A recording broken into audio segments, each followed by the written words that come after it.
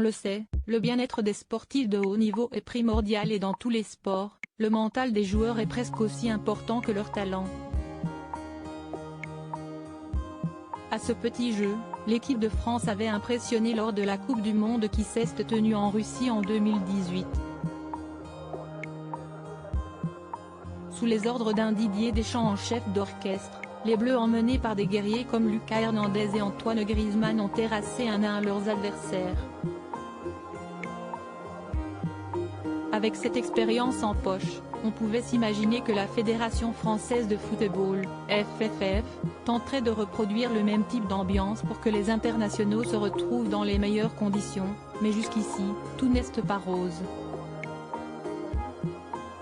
Les Bleus débarquent au Qatar avec une infirmerie pleine et les absents sont particulièrement nombreux cette année. Véritable plaque tournante du milieu de l'équipe de France cette année, Paul Pogba et N'Golo Kanté ne feront pas partie de l'aventure, tout comme l'ambianceur de 2018, Presnel Kimpembe. Et histoire de boire le calice jusqu'à la lie, Karim Benzema, le tout récent ballon d'or, a été obligé de déclarer forfait samedi dernier en raison d'une blessure à la cuisse. De son côté, Hugo Lloris est dans l'œil du cyclone depuis ses déclarations concernant le port d'un brassard arc-en-ciel pour soutenir la lutte contre l'homophobie. Si tout cela ne suffisait pas, une nouvelle polémique vient d'être mise en lumière et elle implique les familles des joueurs.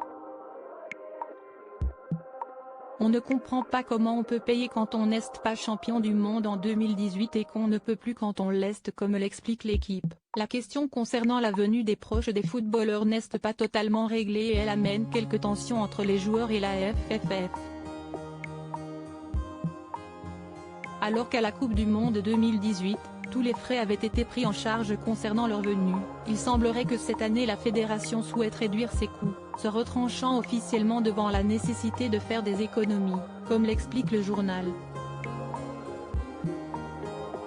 Une décision qui passe très mal auprès des Bleus, musique leurs familles devront se débrouiller pour trouver des vols jusqu'à Doha, au moins jusqu'au 8e de finale. On ne comprend pas comment on peut payer quand on n'est pas champion du monde en 2018 et qu'on ne peut plus quand on l'est, a témoigné un membre de l'entourage d'un joueur à l'équipe. Une nouvelle source de tension donc au sein de l'équipe de France, qui, on l'espère, réussira à dépasser tous ces problèmes pour ramener une nouvelle fois la coupe à la maison.